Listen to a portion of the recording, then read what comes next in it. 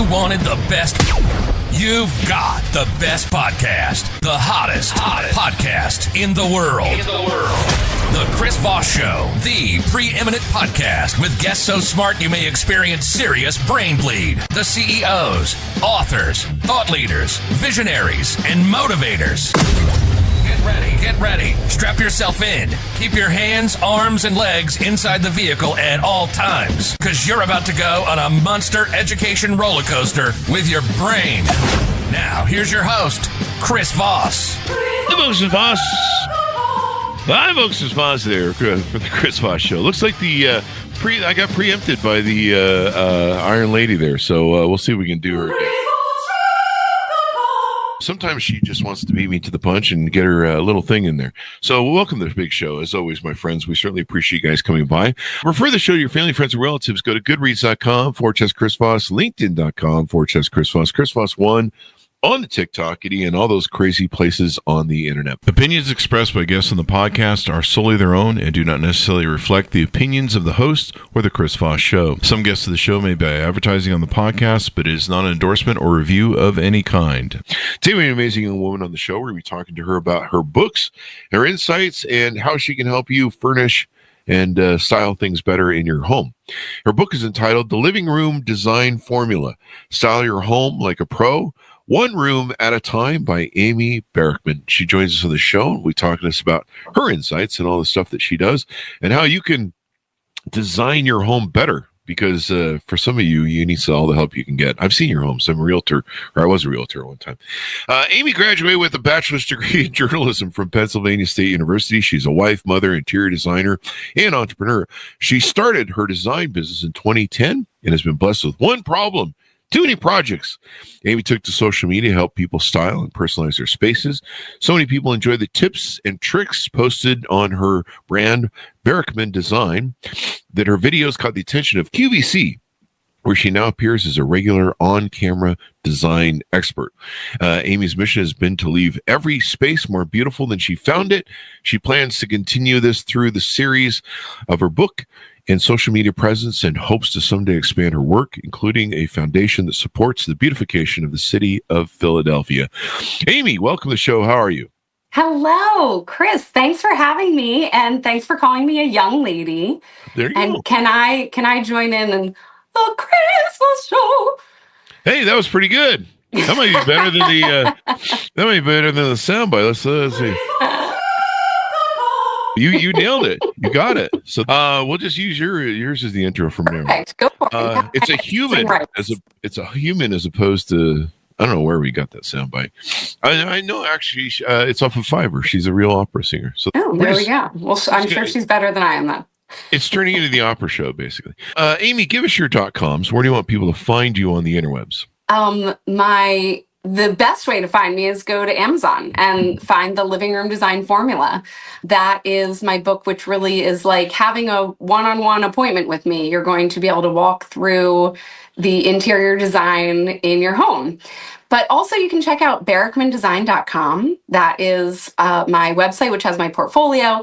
And one of the things that I do, as you mentioned, I appear on social media regularly. One of the things that I have available there, it's through barrickmandesign.com, or you could go to gallerywalltips.com and you can download a free PDF, which has all the instructions to create a beautiful gallery wall in your home. Because, most people have kind of that empty wall that needs some style. And this is a simple project, usually pretty affordable, that you can take on. It has recommendations for exactly which frames to use, how to hang them, how to pick photos.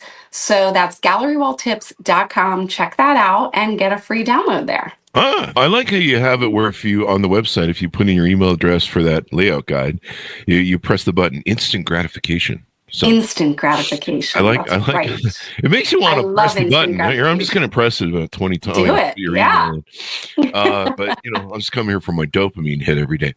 So now give us a foundation on what a gallery wall is. I'm a straight dude, so I don't understand these concepts of furniture and interior design and stuff. Even people who aren't interested in interior design, I've learned that they recognize it. My dad, for example, he didn't really understand why I was giving up the lucrative pharmaceutical sales job I had to pursue interior design.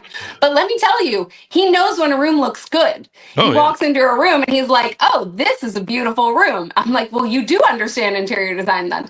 So anyway, to answer your question, gallery wall, for that could mean a lot of things to a lot of different people. Okay. But what I am laying out here is we all have a wall that is blank and just needs some love. So tell us about what's inside the book. Give us a 30,000 overview that you talked about in there. The book is the living room design formula, as you said, and it's all about one room at a time. That's my personal design philosophy. Because a lot of people, they move into a house and they kind of start finishing, they start buying furniture for different rooms, and then they end up kind of living in partially finished spaces because it's exhausting and it's expensive and you never really finish any single room.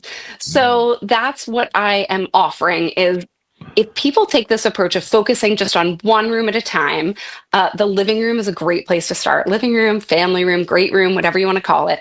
It's a great place to start. And if you focus on that one room and truly finish the whole thing, whether you're using the furniture you already have or getting new furniture, it does not matter. We're going to walk through the entire process and we're going to go through all the steps that a designer would go through to create a really beautiful outcome. And by doing that, by going through the book and going through all those steps, what you're giving yourself is confidence that you can design a room and you are stretching your budget because you're only focusing on one room at a time. And you're also getting, you're not breaking the bank. Yeah. Because otherwise it feels like everything's expensive. So if you just focus on one room, it's still going to be expensive, but now it doesn't feel quite as overwhelming. Yeah. And then the other thing we get by doing one room at a time is we get approval of the people around us. Because look, I always say, I don't always say this. I say this when I'm with clients that are a couple.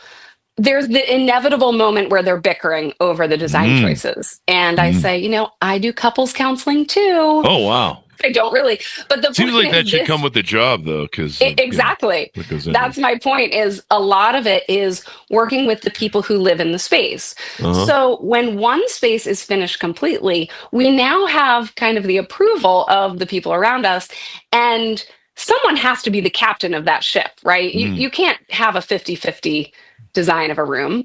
So once you do it and you get that approval, now moving on to other rooms in your house, it goes a lot more smoothly. Well, you can only have one cook in the kitchen, right? You can't have one cook. You can have a sous chef. Yeah. But you got to have the head chef. You got to have the head chef. That's what exactly. I learned in leadership, The dual CEOs never work.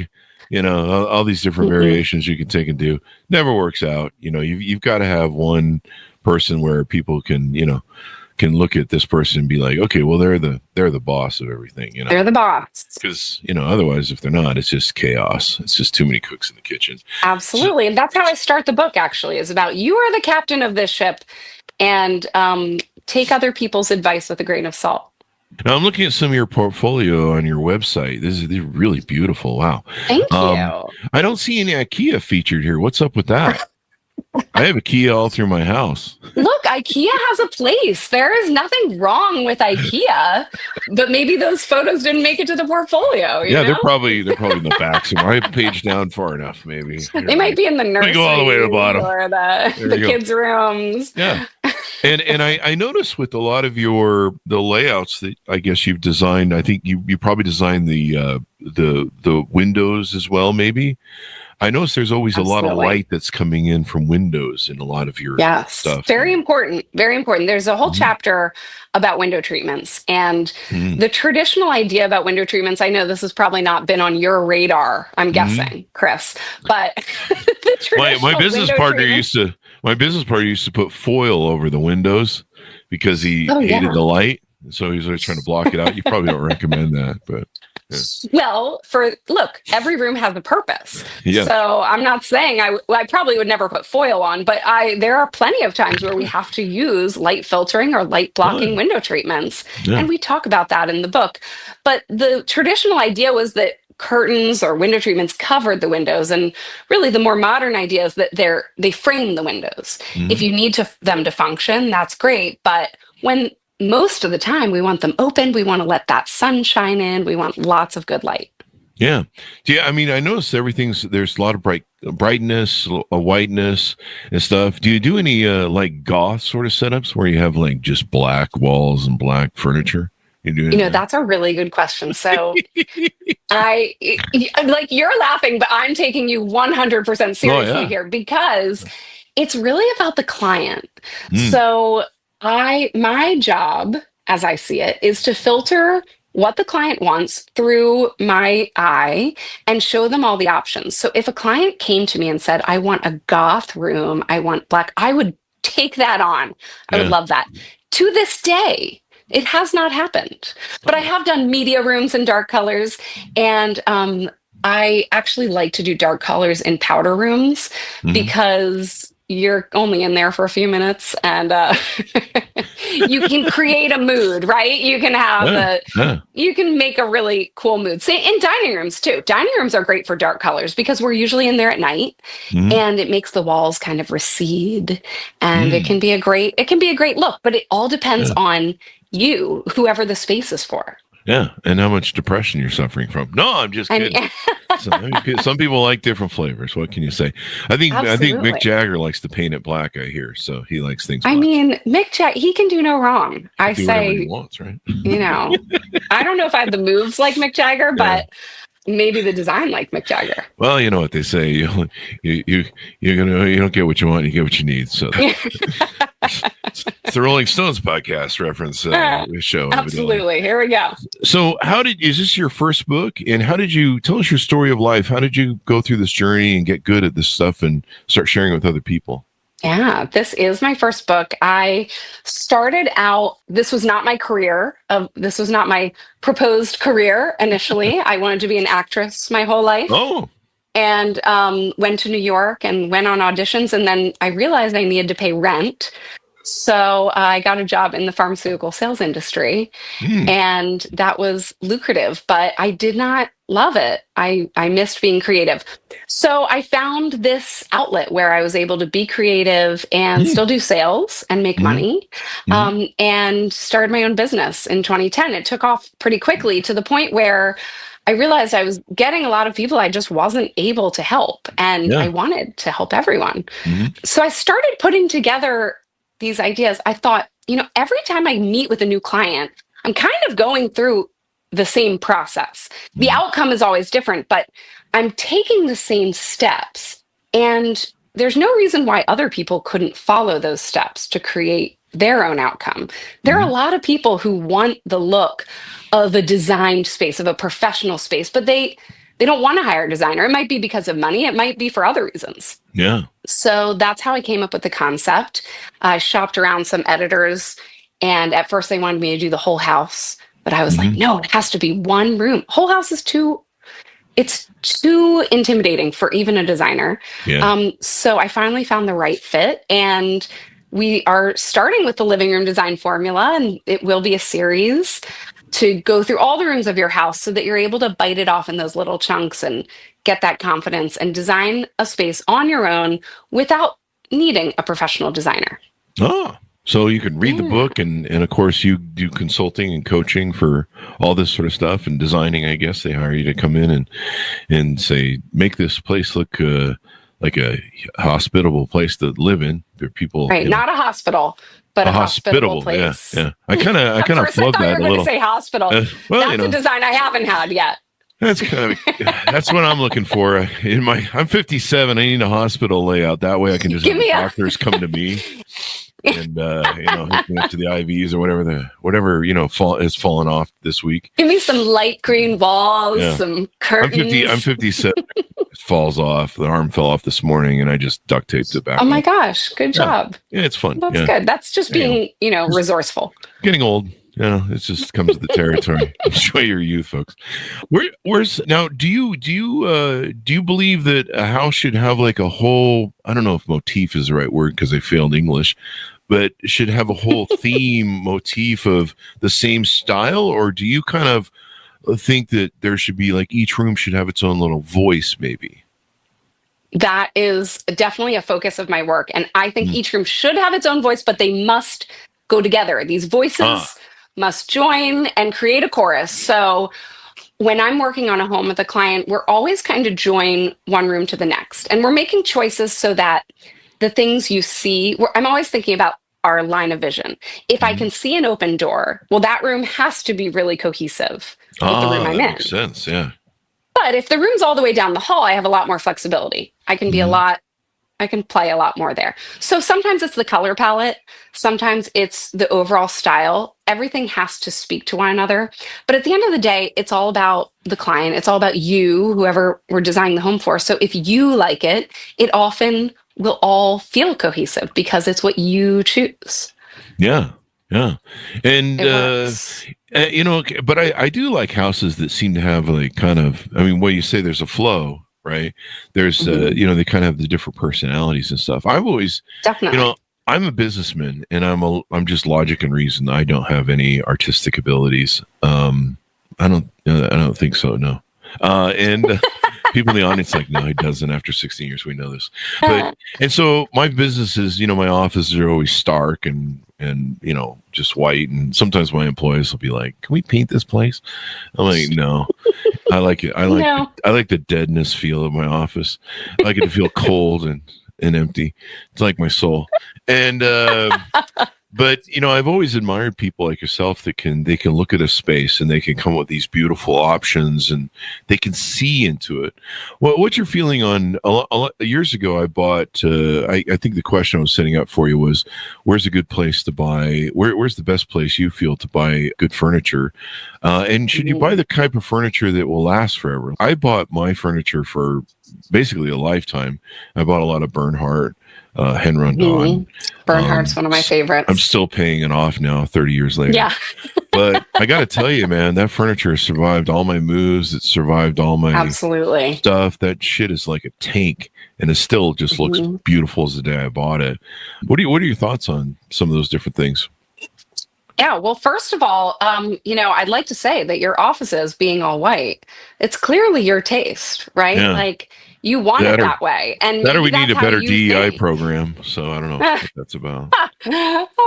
Just the walls. But I like to say that, every room has a function. And if you need an all white space to function, then that works for you. But in terms of furniture, you bring up a great debate in my field, because what we've seen, even since I started 15 years ago, is we have seen the markets have changed what is available to us for furniture.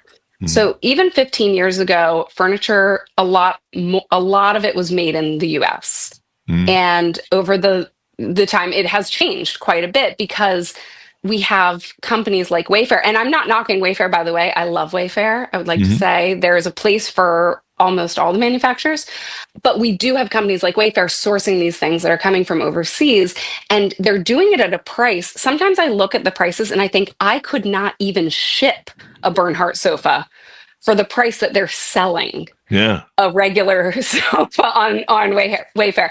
So the price becomes so compelling that it's hard for homeowners and designers to even look at the really expensive stuff sometimes, because these prices are so good, it makes it almost impossible to sell. That's why I always buy IKEA. Don't do that, folks. IKEA's got a place. It's got a place. So look, this is what I have to say. Yeah. They have a higher end line that I actually think is good looking. Oh, do they really? No? They do. It's called, I think, the Stockholm line. Stockholm. So that's what happened last time I toured. Stockholm syndrome. I couldn't find my way out. I was trapped. Taken in. It's true. It's true. I finally just slept there for a week and eventually found the door. Totally. Well, you get to IKEA and you're like, this is great. Why don't I come here all the time? I feel so great. And then by the end, you're like, get me out of here. Get me out of here. That's probably how I missed the high-end IKEA stuff. Yeah. And I just bought an ice cream cone. I don't know how this happened. I lived off those Swedish meatballs that are made with horse. Oh, they're good. They are good. That was a great outing with my kids when they were little. We would go get those meatballs and then they'd have to be there while I worked. To answer your question. That's a good dual Dual use strategy there. It's all about being resourceful. But so to answer your question, it really depends on what you're looking to achieve. So, of course, if you can invest in furniture, even now, even as it's been more challenging to source that really good furniture, you are going to get a better result if you invest in it. And the pieces that we use every day, it makes a lot of sense to invest in them because you will be able to use them for a really long time. And if the upholstered furniture starts to look yucky, you can reupholster it. Now, reupholstery costs almost as much as new furniture. Excuse me, as new furniture. But what you get is a much better piece. You get a piece of furniture that is much higher quality than the new stuff. So if you can invest, absolutely do. And I tell everyone, look, not everyone can buy that high-end furniture, but everyone can shop at a high-end furniture store. Yeah. And by doing that, you're getting a lot of information about what you like, and you might be surprised. The pricing might not be as crazy as you think it is. You might be able to invest. Yeah. So yes, I always say invest, but there are spaces where I don't have clients invest. Sometimes we're working on a playroom and we know there's going to be a juice box and a lollipop on that sofa and it's going to be replaced in 5 years. So sure, sometimes it's IKEA. Sometimes it's, the furniture that comes in 2 days. But yeah, if you can invest in the good stuff, it takes a long time. It costs more money, but it is totally worth it. What is your political stance on shabby chic as a fashion for a home? Shabby chic, Chris, we're going way back with shabby chic. That is like that you're talking like late 90s with shabby chic. I think they're still using it in California. I'm sure. No, but now they call it boho chic. Is that what it is? Boho chic? Totally. That is what they call it. It's just like, let's find, not hobo. I was going with the ho part, but boho. Now, is that the same as shabby chic? Boho chic. I like to. It's very similar. My designer friends like yourself, I like to tease them. I'm like, when are you going to come out with some shabby chic stuff? And they're like, shut up. Stop it. It's like when you go to a bar and there's a bar band, you always yell, play Freebird. And they're like, you're annoying. That's what I do to my designer friends. I tell shabby chic jokes. Don't say that. Don't insult us. I actually had a gal pal one time. I went to her house and she loved shabby chic. And like the piano was fucking white. Like everything was white. You felt like you were in a cloud. You're like, this is weird. I don't know. Am I going to use chalk paint on everything? Oh, dude. Everything was white. It's like, you know what? White. It works. It does. It keeps things light and bright. So especially if you have maybe a not so beautiful piece of furniture, you slap a coat of paint on that and it can work really well, especially in a nursery and a playroom and these spaces that change so frequently. That's where I encourage people to go after that kind of shabby chic look. Maybe not the whole look, but take an old piece of furniture. That's a great place to do it. That's a great place to save some cash. Yeah, I have one friend that she does that in Irvine. She goes to Goodwill and finds stuff, and then she's like really good at salvaging stuff. Like you talked about reupholstering and different things. And but it's interesting the eye that you folks have, this talent that you have to be able to look at these spaces and dream up these wonderful things that I just could never dream. I mean, in a million years, I could try and design one of these rooms and it would never happen because I just don't have that talent. And so Chris, it would happen if you simply follow the living room design formula. Oh, that's right. I need to read the book. Good plug. All you need to do is read the book and I'm ordering it now from Amazon. Think about, if you had a house and you were like, I'm going to build a deck. Right? Mm-hmm. You wouldn't just go build a deck. You wouldn't just go to Home Depot and buy some wood. Like you understand that you need maybe like a frame and steps, but you would follow a process. You would get instructions. Maybe you'd use ChatGPT. I don't know. But you would follow a framework. But for some reason, when we move into a house, we think, we just know what furniture should be like and about where it should go. But if you use a guide, you actually can create that professional outcome. So that's why we have the living room design formula available so that people can do it on their own. It's not as challenging as it seems, but you do have to follow the steps to get the best outcome. There's steps involved here. There are steps involved, but they're good steps. They're fun. You would like it, Chris. You would like it. You should try it. I will read the book so I can learn how to design stuff better. Because I have very expensive furniture. I mean, I spent, what was it, 30 grand back in the day for all my Bernhardt hand run down. I mean, I got a lot of stuff. I love that you invested. I had custom. And, there were, when women would come to my house on dates and stuff, I'd be like, this is the living room you'd be moving into. You either like this furniture or we have to break up because I'm not buying new furniture. I just spent 30 grand on this shit. This is the 90s. I'm like, I'm not, this is lifetime furniture here. So either you love my look and taste or you're out. Get out. The next guy. Have fun with the Dusties. But, I mean, I bought some really nice stuff. So they pretty much loved it. But that probably would have changed anyway, but you know how that goes. Let's see. How can someone start designing their room on their own? Well, number one, we've established by your book or obviously. Where's a good starting point? Burn everything and throw it out the window. Yes. Burn everything first. Yep. Start from scratch. No, actually, no. Especially if you have furniture that you like, and even more so if you invested in it. So someone like you, Chris, I would say the first thing you need to do is understand the needs of your space. You already know how you use your space. You know it better than anyone. Mm-hmm. So understand the needs. Make sure you know what you want to achieve. Do you want to have people over? Do you want to just lay on that sofa and watch TV? Figure out what is most important to you. Mm-hmm. And then we're going to map the space. Now, if you already have great furniture, we're still going to map the space, but you're using the dimensions of the furniture you already have to create the ideal layout. That's going to be our second step. And then third is we're going to dive into the design. So we're going to use some inspiration photos. We're going to go online. We're going to go on Pinterest, maybe use some magazines, catalogs. Use those photos to kind of create that compass for what is exciting to you. And once you have that idea of I like these rooms, and we narrow it down, you're going to be able to filter everything you buy through that compass. So you might see something that you like, but you're like, that does not fit in what I've already established as my direction. So you won't buy it. And you're going to be focused just on the things that definitely will work in your desired outcome. Mm-hmm. Now, how do you design a room when you have messy kids, pets, partners? I mean, there's that famous line in the Supertramp song where my wife thinks I'm part of the furniture, so you've got that partner that maybe you have to design a room for them. Maybe that's what what they call those things, the man's cave. So how do you make that work? And one challenge that folks have, especially with younger kids, is sometimes they buy like cheap furniture because they know it's going to get banged up and covered in food and everything else. Pretty much like me on any Friday night. So what's your advice for people like that?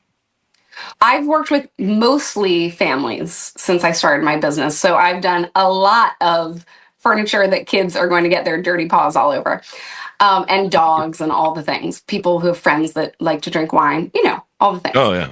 But so in that first step where we're identifying what we need, that's when we're going to be really clear about that. And there are so many great options for that durability piece. We have a lot of high performance fabrics are available on sofas. And that's a place where it's really worth investing to get something where the liquids just feed off of it and it will last so long. Mm-hmm. As you said, your Bernhardt furniture, you've had how long? 30 years? Probably 30 years, 25 years, 20 years. That is such a testament to what good furniture can do for you. Almost 30 years, yeah. Yeah, if you are able to invest in that, even with kids, it's still going to be worth it because it will hold up.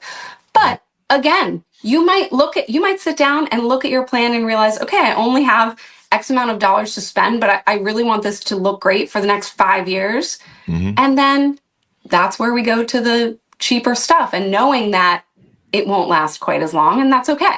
Yeah. One thing that I have that has lasted really well in spite of all the dings and whatever is an Italian marble coffee table. Oh, yeah. And this thing takes you 3 people to move it. It's like, I think it's like 4x4 or something. Chris, but your room sounds amazing. It's from Italy. That you don't have good taste, but it sounds like you have fantastic taste. I do. I'm actually really stuck up. But yeah, I mean, I would have bought I would have bought Ralph Lauren back then, but it's, it was even more expensive than the Bernhardt. Can still be very expensive. But wait, Yeah. do you just need a gallery wall? Is that what you need? You need things on the wall? Because it sounds like your room is gorgeous. Yeah, I'm just not a wall person, put stuff on the wall person. Well, actually, I lied. I actually have this beautiful Paris painting, and I think I have some other painting. Oh, yeah, I do. I have some other paintings. They're all in storage right now because I'm between two places. But So you've been lying to me this whole time about not having good taste. I mean, I know I have good taste, but I don't have them up on a house yet. But yeah, I do have pictures. I forgot about them because they've been in the thing. But yeah, I have some beautiful pictures that I spent a whole lot of money on.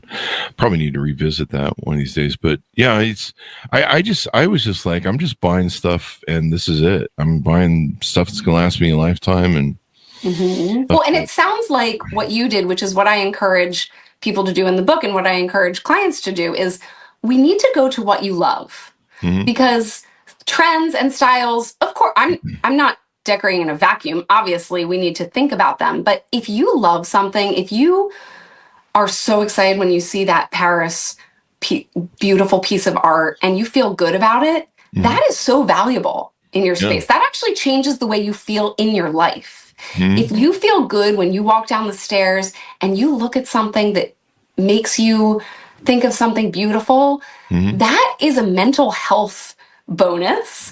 And that's what I want people to go after, because that's how I feel when I finish a space. I feel so good. I feel exhilarated, and I want more people to be able to do that on their own. They don't need to hire an interior designer. They can still get that feeling of like, my space looks great, and it makes you feel like your life is together. Yeah. I mean, and it's funny, the Bernhardts that I have now, Bernhardt makes these cheaper versions of them that they're just so cheap. It's not even funny, but they still look like mine, kind of, but I can tell. And it's really funny. The linen. Well, I have to say, in defense of Bernhardt, which is one of my favorite brands, they do have a good manufacturing program. Now, this is not to debate that it has changed over the last 30 years, because they all have. But it is one of the brands that I consider to be great. And every time I place a Bernhardt piece in a client's house, they're always happy. I've never had an issue. Their sofas are so comfortable. That is one of my top. Yeah, I had a two sofa and an ottoman that was all white from them. And I think I picked out no, I don't think I picked on that one. I didn't pick out the coloring, but my dogs eventually ruined it. So I finally had to sell it because I got tired of cleaning it. But no, I've got like a beautiful Bernhardt 10-seater dining table. I basically designed my house to be a CEO where I could throw CEO type parties and stuff. And so, oh my gosh, Chris, I picked out linen. Like, you would just die if you saw the pieces that I have that they don't make anymore at Bernhardt. And then you were talking about the feeling part of it. I love sitting at this table because it's so beautiful, and the inlays and the design of it, the legs. And then my Bernhardt bed is it's like a king's bed. It has this huge masculine sort of entity. But the beautiful part is it has like different parts. So you've got posts. You can either have posts where they're just standardized posts, or you can have the canopy, or you can just have the round part on. So, probably with, some of the things you've talked about where you can have variants and you can change stuff, you can still have great furniture, and then you can work around it or build around it. Absolutely. Well, and I love what you said about how you designed your space to be like a CEO. Now, I don't know where you were in your career at that point, but my feeling is there are a lot of people who maybe they know they want that role. Whether it's CEO or something else, it doesn't need to be CEO. But if you know the life you want to live and you design your space with that in mind, you are creating it for yourself, right? Like, you are building that for yourself. And it sounds like now, 30 years later, you still feel that. You still get that energy. That is what is so valuable. I think a lot of people kind of discount interior design. They're like, it's, and I get it. It is just furniture. I'm always like, there are no design emergencies. But it does really change the way you feel and live your life when it's done right. And that's something that's hard for people to get to, that right. There is no right in design, but when it's done thoughtfully, it's hard for someone to get to on their own. So use your resources to really create a space that makes you feel good, and you will that will just grow in your Mm-hmm. life. Well, it has kept me single all my life because every time a woman comes over, I'm like, you either like the furniture or the road. Hit the streets, hit the bricks. Now I'm at the age where I'm like, honey, you keep your house, I'll keep mine, and we'll just visit each other. I mean, look, I adore my husband, but that does not sound so bad. We've been married 18 years and together much longer. So, but I love him so much. But yeah, I wouldn't mind if he lived right next door. I've often joked, like a few times when I've had women live with me, I've been like, I'm just going to get a house in the back and build me the thing so I can go back there and game and I can be a slob and I can have my own toilet and I can just do whatever I want. And like, you're not allowed in there at all because totally you'll try and clean stuff, Right. Chris, that's good design. In every house we've ever had, I make sure my husband has a closet that I can't see and an office that I can't see. And, that's where all the stuff goes. And that's fine. That works for him. It works for me. Everybody's happy. Yeah. That's design right there. I think you need to do a couples counseling book on furniture. You mentioned at the beginning of the show about how you do a lot of psychological or marriage counseling going on with people. And, we'll go all the way down. After I get through all the rooms, I'll get to couples counseling. I have a lot of husbands that they'll have that discussion with me, and I'm like, you don't understand. You're always wrong. So it's her nest. Totally. She's got to be able to make it comfortable for her. You're just an accessory. So I don't even know why you're involved in this planning process. She's still going to do what she wants. So just give up. Just let her do what she wants and make herself happy. I don't know why. Get her this book so that she does get her the book. There you go. I've lived all my life single, and somehow I know more about women than married guys. I don't know what that's about, but maybe that's why I'm still single. So how much money does it cost to design the living room or family room? So if I ever meet that woman who says to me, Chris, if you want to be with me, you got to get rid of some of this Bernhardt crap and upgrade to Ralph Lauren or something. I don't know. Well, I don't know. I mean, if she doesn't appreciate that Bernhardt furniture, maybe she's the one that's got to go. But I could understand if she wants to work around it and create a new space with some beautiful rug and awesome art and whatever. Yeah. So that's a $1 million question, Chris. And sometimes it's $1 million. Yeah. No. For the wife or for the new girlfriend wife or for everyone. Okay. No, I'm just kidding. I've seen that movie in Divorce. Yeah. Look, if you're tackling a room, there's obviously some level of investment. You're not getting away with under $1,000. Like you're putting some money into it, but it doesn't always have to be expensive, and it really comes down to your needs. So, I have kids that are 10 and 13, and when they were little, I obviously wasn't investing nearly as much. I could put together a room for myself. If I already had some furniture, maybe I could put together a room for $5,000.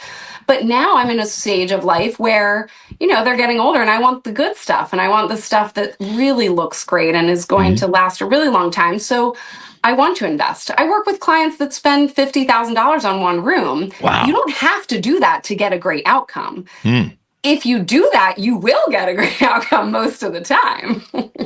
I just want to move. I'll just move into one of those model homes. The model homes when you go touring for homes. I always like the model home, and then anytime I've seen the model home and I see my home, I'm like, I like that model home better. You're like, give me that one. Well, because in the model home, they do all the extras. They put in all the molding. Yeah. They have all the high-end fixtures. And then you have to do it yourself. But so basically, I have the answer mold is part spend of the more, molding. Chris. I have the mold part of the molding, so I've got that. Oh, there you go. Mold is fun. That's a fun thing to deal with. It's a nice fungi. It's fungi. Yeah, that's very common, especially on the stucco homes.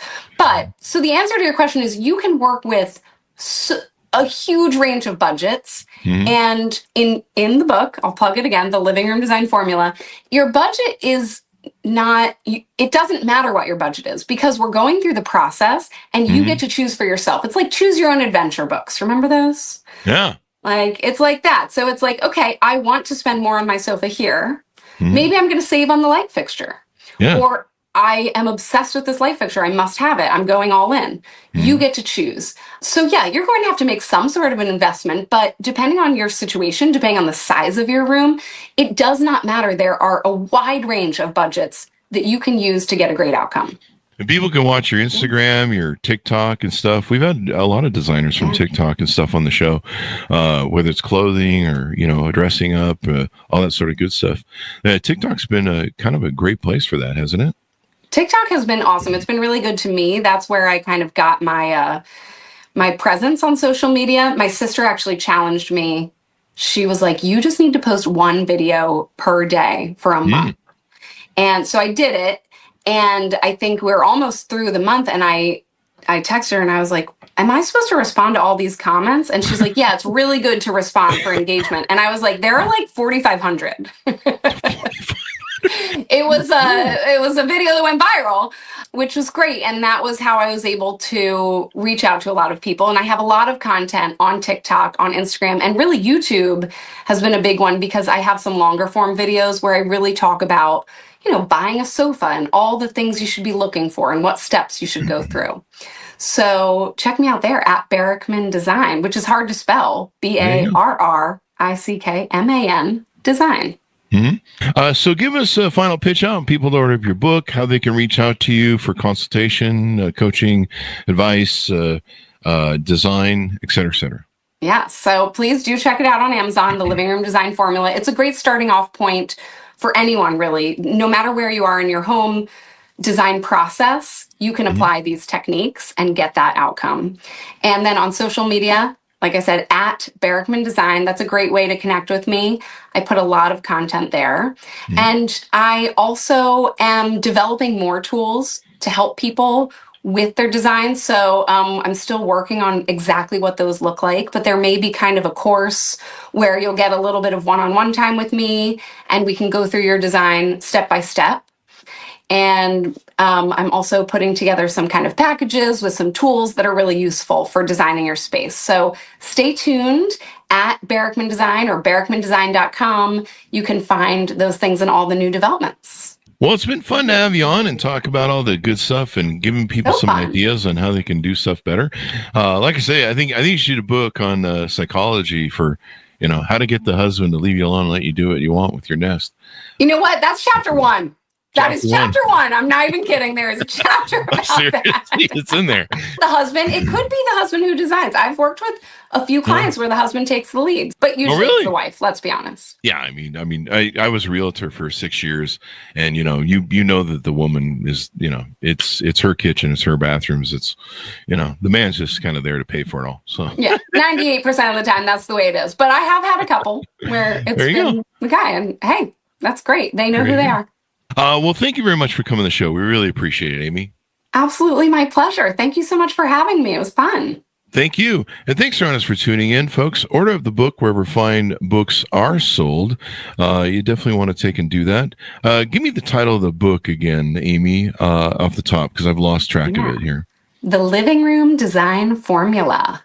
Out on Amazon or wherever fine books are sold. Order up today, folks.